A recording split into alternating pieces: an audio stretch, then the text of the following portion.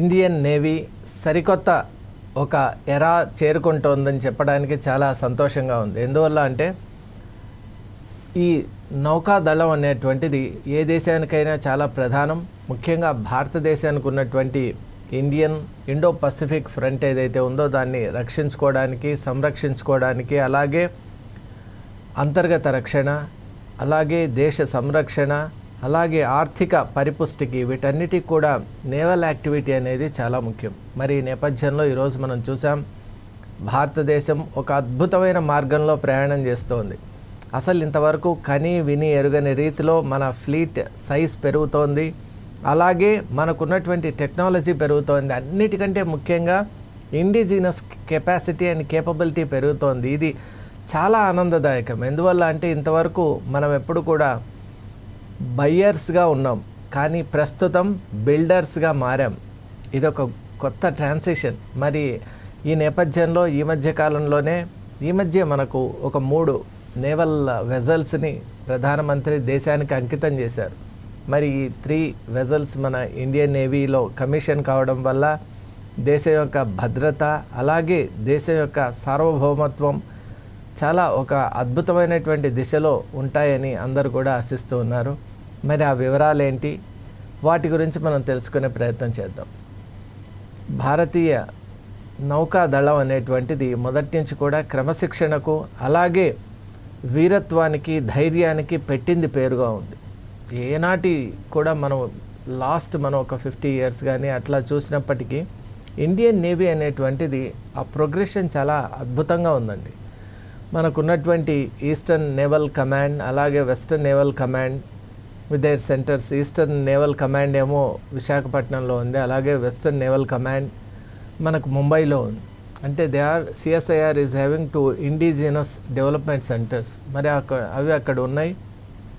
అలాగే మనకు ship building industry అనేటువంటిది కూడా అనాదిగా వస్తున్నటువంటి ఒక యాక్టివిటీ. కానీ మనం టిల్ రీసెంట్ టైమ్స్ మనం ఇతర దేశాలపై ఆధారపడి మన యొక్క షిప్ బిల్డింగ్ అనే యాక్టివిటీని డెవలప్ చేసుకుంటూ ఉన్నాం.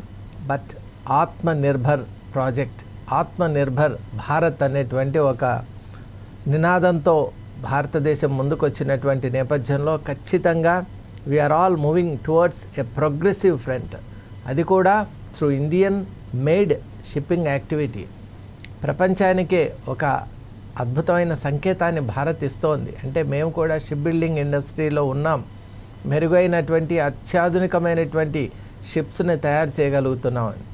మరి ఈరోజు కమిషన్ చేయబడినటువంటి ఆ షిప్స్ గురించి మనం ఆలోచన చేస్తే INS దునాగిరి అనేటువంటిది అత్యంత ఆధునికమైనటువంటి డీప్ వాటర్కి సంబంధించిన ఇంటర్ఫేస్కి సంబంధించినటువంటిది. It's a frigate. మరి అలాగే మనం చూసినట్టయితే ఇప్పుడు ఇంకొకటి ఏంటి అంటే అగ్రై అనేటువంటిది అది అండర్ వాటర్కి సంబంధించినటువంటిది. అలాగే సబ్మరైన్ యాక్టివిటీని కానీ, అలాగే ఇన్డెప్త్ ఆ అండర్ వాటర్ వెజల్స్ గురించి అది చక్కటి ఒక నియంతృత్వాన్ని, అలాగే ఆధిపత్యాన్ని కలిగి ఉంటుంది. మరి ఇంకొక షిప్ కూడా చాలా వైవిధ్యభరితమైందే అండి. మనకు INS Sanshodhak. The very name is very interesting. Sanshodhak అంటే, శోధన అంటే ఒక రకంగా రీసెర్చ్ అండ్ ఇంటెలిజెన్స్. మరి ఈ షిప్ చేసేటువంటి బాధ్యతలు ఏంటి, వెజల్ చేసేటువంటి బాధ్యతలు ఏంటి అంటే సర్వే అండ్ ఇంటెలిజెన్స్ అక్రాస్ మనకున్నటువంటి very vast Indo Pacific front and Indian ocean రీజన్లో భారతదేశానికి ఉన్నటువంటి ప్రాధాన్యత చాలా గొప్పది. అందుకే క్వాడ్లో కూడా మనం మెంబర్స్గా ఉన్నాం. అలాగే మనం ఈ పసిఫిక్ ఫ్రంట్లో ఏర్పడేటువంటి ప్రతి చిన్న విషయంలో కూడా భారత్కు చాలా ఒక పెద్ద ప్రాముఖ్యత ఉంది. ఈ మధ్యకాలంలో మనం చూస్తున్నాం, చైనా చేసేటువంటి వికృతమైనటువంటి విధానాలకు భారత్ ఎప్పుడు కూడా దాన్ని ప్రతిఘటిస్తూనే ఉంది, ఖండిస్తూనే ఉంది. సౌత్ చైనా సీని మొత్తం తనది అంటూ చైనా తీసుకొచ్చినటువంటి ఒక హైపోథెటికల్ పాలసీ, 9 డాట్ పాలసీ ఏదైతే ఉందో దాన్ని అన్ని దేశాలు కూడా దాన్ని డిసగ్రీ చేసాయి. అలాగే ఇంటర్నేషనల్ ట్రిబ్యునల్ కూడా దాన్ని ఖండించింది. అయినా కూడా ఒక రకమైనటువంటి మొండి పట్టుదలతో చైనా దాన్నే నమ్ముకొని ముందుకు తీసుకొని వెళ్తోంది. అలాగే అక్కడ ఉన్నటువంటి మోర్ దెన్ 1000 ఐలాండ్స్ను కూడా, స్పార్ట్లీ కానివ్వండి, పారసెల్ ఐలాండ్స్, ఇలా most valuable islands having rich mineral content. ఇంకోటి రేర్ ఎర్త్ మినరల్స్ ఉన్నటువంటి ఐలాండ్స్ను అవి స్వాధీనం చేసుకోవడమే కాకుండా ఆర్టిఫిషియల్ ఐలాండ్స్ కూడా బిల్డ్ చేస్తూ అక్కడ తన యొక్క డిఫెన్స్ బేసెస్ని అక్కడ ఏర్పాటు చేసుకుంటోంది. మరి ఇటువంటి ఆగడాల్ని అడ్డుకోవాలి అంటే ప్రతి ఒక్కరు కూడా ప్రపంచంలో ఉన్నటువంటి ప్రధాన ఈ ఇండో పసిఫిక్ ఫ్రంట్లో ఉన్న దేశాలన్నీ కూడా ఈ మధ్య ఒక్కటై చైనా చేసే ప్రతి దాన్ని కూడా ఖండిస్తున్నాయి. దాన్ని సరిగా ఎదుర్కొనే రీతిగా తమ నేవల్ ఫ్రంట్ను కూడా డెవలప్ చేసుకుంటున్నాయి. ఇప్పుడు మనందరికీ తెలుసు, ప్రపంచంలో చైనాకు ఉన్నటువంటి నేవల్ ఫ్రంట్ చాలా పెద్దది. యుఎస్ నేవల్ ఫ్రంట్ కంటే కూడా చాలా అడ్వాన్స్డ్ నేవల్ ఫ్రంట్ చైనా దగ్గర ఉంది. మరి అటువంటి చైనాను ఎదుర్కోవాలి అంటే అన్ని దేశాలకు కూడా సరి అయినటువంటి నేవల్ రిజైమ్ అనేది ఉండాలి. ఇప్పుడు ఆస్ట్రేలియా కూడా అటువంటి ప్రాసెస్లో ఉంది and India is doing the same. And we're proud to say Bharat కూడా తన షిప్స్ను తానే డెవలప్ చేసుకోగలుగుతోంది. The technology is with Bharat, the expertise is with Bharat, the experience is with Bharat. అలాగే ఇప్పుడు ఉన్నటువంటి మన లక్ష్యాలు కూడా 2035 అంతా కూడా 50 ships are in the pipeline. మరి ఇప్పుడు కమిషన్ చేసిన షిప్సే కాకుండా 50 ships are in the pipeline. కాబట్టి దాదాపు మనకు 2035 అంతా కూడా 200 మన ఫ్లీట్ సైజ్ అనేటువంటిది పెరిగేటువంటి అవకాశాలు ఉన్నాయి. దీనివల్ల మన యొక్క ఈ నౌకాదళం అనేటువంటిది, ఇండియన్ నేవీ అనేటువంటిది ఒక ఘనమైనటువంటి సామర్థ్యాన్ని కలిగి ఉన్న దేశాల సరసన నిలబడేటువంటి ఒక అవకాశం ఉంది. ఎందువల్ల అంటే మనకున్నటువంటి వాటర్ ఫ్రంట్స్ చాలా పెద్దవండి. మరి ఆ స్పాన్ ఒక్కసారి మనం చూసినట్టయితే ఇండియన్ ఓషన్ రీజన్ ఐఓఆర్ అంటాం, అలాగే మనం ఇండో పసిఫిక్ ఫ్రంట్ ఐపీఎఫ్, ఈ రెండు చూసినట్టయితే భారత్ దగ్గర దీటైనటువంటి సామర్థ్యం ఉండాలి. ఈ మధ్యకాలంలో మనం చూస్తే మన దగ్గర ఉన్నటువంటి నేవల్ ఫ్రంట్ కూడా చాలా పరిపుష్టమైనటువంటిదిగా మనం చూస్తున్నాం. We have aircraft carriers. ఇప్పుడు INS Vikram, INS Vikrant, Vikramaditya and Vikrant, ఇవి కూడా చాలా ముఖ్యమైనటువంటివి. ఆ రెండు ఏం చేస్తున్నాయంటే ఎయిర్క్రాఫ్ట్ క్యారింగ్ కెపాసిటీ ఉంది కాబట్టి అవి ఆ రెండు దేశం యొక్క సంరక్షణలో చాలా ప్రధానమైనటువంటి భాగం కలిగి ఉన్నాయి. అలాగే చూస్తే డిస్ట్రాయర్స్ కేటగిరీకి చెందినటువంటి అంటే ఎయిర్క్రాఫ్ట్ క్యారియర్స్ 2 ఉన్నాయి. అలాగే మనకు డిస్ట్రాయర్ కేటగిరీ కనుక మనం చూసినట్టుంటే 11 ఉన్నాయి. అలాగే మనం చూస్తే ఫ్రిగేట్స్ వీఆర్ హ్యావింగ్ 12 నెంబర్. అలాగే మనం కార్వెట్స్ అనే కేటగిరీ మనం చూసినట్టయితే they are 18 in number and submarines are also 18 in number. This is the kind of structure, this is the kind of network we are having presently. ఇవి కాకుండా ఒక 135 ప్యాట్రోల్ వెజల్స్ కూడా ఉన్నాయి. అంటే కంటిన్యూస్గా they are patrolling our borders. అసలు మనం అందరూ కూడా సిటీస్లో కానివ్వండి, విలేజెస్లో కానివ్వండి, మన దేశంలో ఈ విధంగా సురక్షితంగా మనం ఉంటూ మన కార్యక్రమాలు నిర్వహించుకుంటూ మనం సుఖంగా రాత్రి పడుకుంటున్నామంటే కారణం భీకరమైనటువంటి సముద్రాల్లో ఈ నేవల్ ఫోర్సెస్ వాళ్ళందరూ అలర్ట్గా ఉన్నందువల్లేనండి. వాళ్ళు అక్కడ అలర్ట్గా ఉన్నందువల్ల మనం ఇక్కడ నిశ్చింతగా నిద్రపోగలుగుతున్నాం, డే టైం మన యాక్టివిటీస్ చేసుకోగలుగుతున్నాం. కాబట్టి Indians should always be thankful to the naval force. In fact all the 3 forms of ఈ డిఫెన్స్లో ఉన్నటువంటి, ఈ ఆర్మీలో ఉన్నటువంటి 3 ఏరియాస్ కూడా చాలా ముఖ్యం. డిఫెన్స్, అలాగే ground defence, air defence, naval defence, ఈ 3 కూడా 3 దళాలు కూడా దేశాన్ని అనుక్షణం బార్డర్స్లో కానివ్వండి, ఇలా మనం వాటర్ బార్డర్స్ కానివ్వండి, ల్యాండ్ బార్డర్స్ కానివ్వండి, అలాగే త్రూ ఏరియల్ నెట్వర్క్ మనం ఈ రెండింటినీ కూడా మనం సంరక్షించేటువంటి ఒక విధానం ఉంది. Air force is helping both ways. Ground operations, aerial operations చేస్తోంది. నేవల్ ఫోర్స్తో కూడా అలైన్డ్గా అది నెట్వర్క్ను కలిగి ఉంది. కాబట్టి definitely the 3 forces are working in unison. ఆ కంబైన్డ్ కెపాసిటీనే ఈరోజు మనల్ని కాపాడుతోంది. మనకు తెలుసు, మన చుట్టుపక్కల అంతా కూడా శత్రువుల యొక్క తాకిడి చాలా ఎక్కువగా ఉంది. India is having direct land border with 7 countries. మరి 7 కంట్రీస్ ఉన్నప్పుడు ప్రతి బార్డర్లోనూ మనకి ఇష్యూస్ ఉన్నాయి. We're having longest borders with China and Pakistan. China అంటే not directly but through Tibet. China అక్రమంగా టిబెట్ని ఆక్రమించుకొని భారత్తో ఆ లైన్ దగ్గరికి వచ్చింది. అలాగే భారత్లో ఉన్నటువంటి శిఖరాయమానమైనటువంటి కశ్మీర్ ఏదైతే భారత్ యొక్క 100%, ఇట్ ఈస్ మోర్ దెన్ 100% భారత్దే. అసలు ఏమాత్రం డౌట్ లేదు. కశ్మీర్లో ఉన్నటువంటి each and every inch is purely Indian. మరి అటువంటి భారత్కు సంబంధించిన కశ్మీర్ను, ఆజాద్ కశ్మీర్ అనే పార్టును, అలాగే గిల్గిట్ బెలిస్టాన్ అనే పార్ట్స్ను పాకిస్తాన్ ఈరోజు పిఓకే అనేటువంటి ఒక పేరుతో అది ఆక్యుపై చేసుకునేది. అలాగే కశ్మీర్లో ఇంకో పార్ట్ అంటే మౌంటైనస్ రీజన్ ఏదైతే ఉందో ట్రాన్స్ కారాకోరం, ఆ మౌంటైనస్ రేంజ్ను చైనా, అలాగే అక్సాయి చిన్ ఈ యొక్క గ్లేషియర్ను కూడా ఆక్రమించుకునేది. ఇటు చైనా ఇటు పాకిస్తాన్ వీటి యొక్క లక్ష్యం ఒకటే, కంబైన్డ్గా భారత్ను దెబ్బతీయాలి. అందువల్లే మన డిఫెన్స్ ఫోర్సెస్ ఎప్పుడు కూడా అక్కడ అలర్ట్గా ఉంటున్నాయి. ఈ మధ్యకాలంలో మనం చూసాం operation Sindoor has taught the world అసలు భారత్ యొక్క మైట్ ఏంటి, భారత్ యొక్క ప్రెసిషన్ ఏంటి, భారత్ యొక్క ప్రొఫెషనలిజం ఏంటి, మరీ ముఖ్యంగా భారత్ యొక్క హ్యూమనిజం ఏంటి అనేది చూపించాయి. కేవలం శత్రువుల యొక్క ఇన్ఫ్రాస్ట్రక్చర్, టెర్రరిస్ట్ ఇన్ఫ్రాస్ట్రక్చర్ను పిన్ పాయింటెడ్ ప్రెసిషన్తో, సర్జికల్ ప్రెసిషన్తో దెబ్బతీశాయి. కానీ రెసిడెంట్స్కి కానీ సివిలియన్స్కి కానీ ఎక్కడ కూడా ఏ ఇబ్బంది లేకుండా తన ఆపరేషన్ కంప్లీట్ అండ్ తన సక్సెస్ఫుల్గా నిర్వహించగలిగేటువంటి కెపాసిటీ భారత్కు ఉంది అని ప్రతి దేశం కూడా అందుకే భారత్ వైపే మొగ్గు చూపుతోంది. ప్రతి దేశం కూడా భారత్కు దగ్గర కావాలనేటువంటి ఒక ఆతృతతోనే ఉంది. ఈరోజు మనం నేవల్ కమాండ్స్ కూడా చూసినట్టయితే eastern naval command and western naval command మనకిటు అండమాన్ నికోబార్ ఐలాండ్స్లో కానివ్వండి, లక్షద్వీప్లో కూడా మనకు వీ నీడ్ నెట్వర్క్స్. ఇప్పుడు ఇంకా చేయవలసినటువంటి పనులు చాలా ఉన్నాయి. ఎందువల్ల అంటే చైనా యొక్క సబ్మెరీన్ యాక్టివిటీ చాలా పెరిగిపోయింది. ఈ మధ్య కాలంలోనే మనం చూసాం పాకిస్తాన్కు చైనా ఇచ్చినటువంటి సబ్మెరీన్స్ ఏదైతే ఉన్నాయో ఆ సబ్మెరీన్స్లో ఒకటి డిప్లాయ్ కూడా చేసింది. కాబట్టి చైనా పాకిస్తాన్ ఒక పావుగా వాడుకుంటూ ఇండియన్ వాటర్స్లోకి రావాలనేటువంటి ప్రయత్నం చేస్తోంది.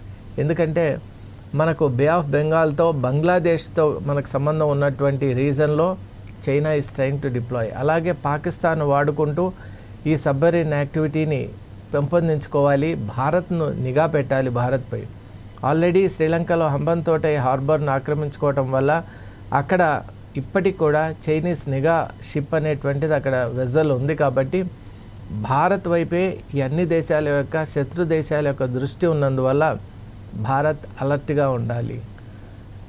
మన దేశంలో కూడా అండి ప్రజలు ప్రతి ఒక్కరు కూడా నా ఉద్యోగం నేను చేసుకుంటున్నాను, నా ఫ్యామిలీని నేను నడుపుకుంటున్నాను అనడం మంచిదే.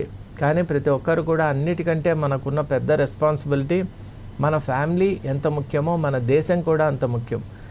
దేశమే లేని రోజు ఫ్యామిలీస్ ఎలా బాగుంటాయి చెప్పండి. కాబట్టి కలెక్టివ్గా ప్రతి ఒక్కరు కూడా కొంత సమయం దేశం గురించి ఆలోచన చేయాలి, అవేర్నెస్ కలిగి ఉండాలి. అసలు త్రిదళాలు అంటే ఏంటి, దాంట్లో ఎంతమంది ఉన్నారు, ఎవరెవరు ఎలాంటి ఆపరేషన్స్ చేస్తున్నారు, ప్రాణాలకు తెగించి వాళ్ళు అనుక్షణం కూడా ఎటువంటి పనుల్లో ఉన్నారు, ఆ అవేర్నెస్ ఎప్పుడైతే మనకు ఉంటుందో డెఫినెట్లీ మనం ఏదైతే వాళ్ళ వైపు ఉన్నటువంటి అవేర్నెస్తో ఆ ఫీల్డ్స్ కూడా ఇంకా డెవలప్ అయ్యేటువంటి అవకాశం ఉంది. ఈరోజు ఎన్డీఏ అనేటువంటిది కూడా ఒక అద్భుతమైనటువంటి కోర్సుగా యువకులు అలాగే యువతులు కూడా దీంట్లో కమిషన్ అవుతున్నారంటే నిజంగా గర్వకారణం. అన్నిటికంటే ముఖ్యంగా మనం 25 years ఉన్నటువంటి యువతులు కూడా బార్డర్ సెక్యూరిటీ ఫోర్స్లో ఆపరేషన్స్లో ఉన్నారు. అలాగే మనం ఇక్కడ ఇండియన్ ఓషన్ రీజన్లో కూడా పనిచేస్తున్నారంటే అది చాలా ఒక క్రెడిబుల్ థింగ్గా నేను భావిస్తున్నాను. ఎందువల్ల అంటే వాళ్ళ ధైర్యం, వాళ్ళ సాహసం, వాళ్ళ దేశభక్తి అన్నిటికంటే చాలా గొప్పది. భారతదేశం ఎప్పటికి కూడా వారికి రుణపడి ఉంటుంది. అలా వాళ్ళు ఆ విస్తారమైనటువంటి సముద్ర జలాల్లో రాత్రి పగలు తేడా లేకుండా, అలాగే అక్కడ వచ్చేటువంటి అనేక సముద్రంలో ఎన్నో మార్పులు వస్తుంటాయి, వాటిని తట్టుకుంటూ అక్కడ వాళ్ళు ఉండటం, అలాగే సబ్మెరీన్స్లో పనిచేసే వాళ్ళ పరిస్థితి మరీ దారుణం. అంటే they will be in tiny cells. మరి చాలా కాలం అసలు సన్షైన్ చూసే అవకాశం కూడా ఉండదు. మరి అటువంటి పరిస్థితిలో పనిచేయటం, నేను పర్సనల్గా ఒక నేవల్ ఆఫీసర్ని కలిసినప్పుడు ఆయన చెప్పారు, most of the times I was under water అని చెప్పారు. చాలా ఆశ్చర్యపోయాను. నిజంగా అతని యొక్క ఎంతూజియాజం ఈనాటికి కూడా మనం చూస్తే జనరల్ చక్రపాణి అని, చైక్స్ అని అంటారు, వారు చెప్పిన విషయం విని ఆశ్చర్యపోయాను. ఈనాటికి కూడా ఆయన ఒకటే చెప్పారు, నేవీ అంటే డిసిప్లిన్ అని. Navy means enthusiasm. ఆయన చెప్పిన మాటలు ఇప్పటికీ కూడా రింగ్ అవుతున్నాయి. ఈనాటికి ఆయన అంత అదే ఉత్సాహంతో ఉన్నారంటే దానికి కారణం మన ఇండియన్ నేవీ యొక్క డిసిప్లిన్, ఇండియన్ నేవీలో ఉన్నటువంటి డెడికేషన్, ఇండియన్ నేవీలో ఉన్నటువంటి ఒక విల్ పవర్, అసలు సముద్రాల్ని జయించగలం అనేటువంటి ఒక శక్తి. మనం ఆర్థికంగా కూడా ఎకనామిక్ యాంగిల్లో కూడా చూసినట్టయితే సముద్ర ఈ వ్యాపారం అనేటువంటిది భారతదేశానికి చాలా ప్రధానమైనటువంటిది. ఇంకోటి బ్లూ వాటర్స్ ఎకానమీ అని మనం అంటాం. అలాగే సముద్రంలో ఉన్నటువంటి రిసోర్సెస్ మన అందరికీ తెలుసు. 12 నాటికల్ మైల్స్ వరకు కూడా ఎక్స్క్లూజివ్గా అవి ఆ దేశానికి చెందిన ప్రాదేశిక జలాలు అంటాం. తర్వాత ఒక 200 నాటికల్స్ వరకు కూడా ఎక్స్క్లూజివ్ ఎకనామిక్ జోన్స్గా ఉంటాయి. కాబట్టి ఆ జోన్స్ను కాపాడుకోవాలి. అలాగే అక్కడ ఉన్న ఫ్లోరా ఫానా, అలాగే అక్కడ ఉన్న రిచ్ మినరల్ కంటెంట్, ఇంకోటి అక్కడ ఉన్నటువంటి రకరకాలైన రిసోర్సెస్ను మనం వాడుకోవాలి.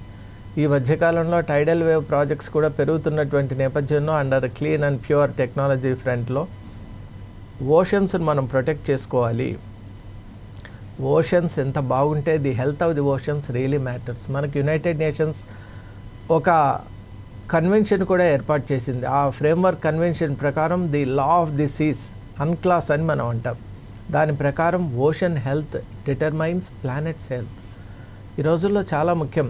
న్యూక్లియర్ రేడియేషన్ ఉన్న మెటీరియల్ డంప్ చేయడం, అలాగే వ్యర్థాలను డంప్ చేయడం, అలాగే హానికరమైన పదార్థాలను అక్కడ డంప్ చేయడం వల్ల సముద్రంలో ఉన్నటువంటి 90% ఆఫ్ ది ఇప్పుడు మనం చూసే స్పీషీస్ ఆర్ అండర్ వాటర్. కాబట్టి అవి డిస్ట్రాయ్ కావటం, ఓషన్ హెల్త్ దెబ్బతినడం వల్ల ఈ రోజుల్లో మనం చూస్తున్నాం పసిఫిక్ ఓషన్ యొక్క సర్ఫేస్ టెంపరేచర్ కూడా పెరగటం వల్ల గ్రీన్ హౌస్ ఎఫెక్ట్ అనేది, ఎల్ నినో ఎఫెక్ట్స్ ఇవన్నీ మనం చూస్తున్నాం. ఇవే కాకుండా ఓషన్స్ ఎప్పుడైతే డిస్ట్రాయ్ అవుతాయో, వాటి హెల్త్ ఎప్పుడైతే డివాస్టేట్ పాడైపోతుందో అప్పుడు ఖచ్చితంగా అవి కార్బన్ సింక్గా పనిచేస్తాయి. అసలు ఇక్కడ మనం ఒక మంచి గాలి కానీ పీల్చుకోగలుగుతున్నామంటే ఎక్కడో ఉన్నటువంటి ఓషన్సే దానికి కారణం. మరి అటువంటి ఓషన్స్ని మనం కాపాడుకోవాల్సిన బాధ్యత మనకుంది. ఆ ఓషన్స్ కనుక పాడైపోయినాయంటే ఖచ్చితంగా ఇక్కడ ల్యాండ్ మీద ఉన్నటువంటి మనం అందరి యొక్క హెల్త్ కూడా కరస్పాండింగ్గా దెబ్బతినే అవకాశాలు ఉన్నాయి. They are directly proportional. ఈ అవగాహన పెరగాలి ప్రతి ఒక్కరిలో. అప్పుడు డెఫినెట్గా we will protect oceans, we will promote ocean economy. That is very important for Indian GDP కూడా. అలా మనం త్రిదళాల యొక్క ఇంపార్టెన్స్ని తెలుసుకోవాలి. ముఖ్యంగా నేవల్ కమిషన్లో కూడా చాలా అద్భుతమైన చేంజెస్ ఉన్నాయి. దాదాపు 1,00,000 మంది పైగా దాంట్లో పనిచేస్తున్నారు. It is always a job చేసినా కూడా భారతీయ ఆ డిఫెన్స్లో పనిచేయడంలో మించినటువంటి ఒక గౌరవం, ఆ హోదా, ఆ హుందాతనం అది చాలా డిఫరెంట్గా ఉంటుంది. కాబట్టి ఈ మధ్యకాలంలో చాలామంది ఆస్పైర్ చేసుకొని వెళ్ళి పెద్ద పెద్ద జాబ్స్ చేసేవాళ్ళు కూడా డిఫెన్స్లో మళ్ళీ తమ యొక్క కేపబిలిటీస్ను వాడేటువంటి ప్రయత్నం చేస్తూ ఉండటం చాలా మంచి ఒక సంకేతం. అలాగే మనం చూస్తున్నాం ఈ ఇండియన్ నేవీలో కూడా చాలా చేంజెస్ వస్తున్నాయి. ఇక్కడ ఏఐ జనరేటెడ్ మోడల్స్, డిజైన్స్ వాడుతున్నాం. ఇండిజినస్ కెపాసిటీని పెంచుకుంటున్నాం. ఇప్పుడు ఉన్నటువంటి మనకు ద పేస్ ఆఫ్ ప్రొడక్షన్ ఎంత చక్కగా ఉందంటే every 6 weeks we can expect a new vessel to be commissioned. అంత అద్భుతమైనటువంటి ఒక స్టేజ్కి మనం చేరుకున్నాం. కాబట్టి నేవల్ యాక్టివిటీ పెరుగుతోంది, వెజల్స్ యొక్క కౌంట్ పెరుగుతోంది, దేశ రక్షణ అనేటువంటిది డెఫినెట్లీ పెరుగుతున్నటువంటి నేపథ్యంలో Indian navy is doing extraordinary service to our nation. Indian navy is really moving at a wonderful pace. And definitely Indian నేవీకి ఈ సందర్భంగా మరోమారు శుభాకాంక్షలను తెలియజేసుకుంటూ థ్యాంక్ యూ.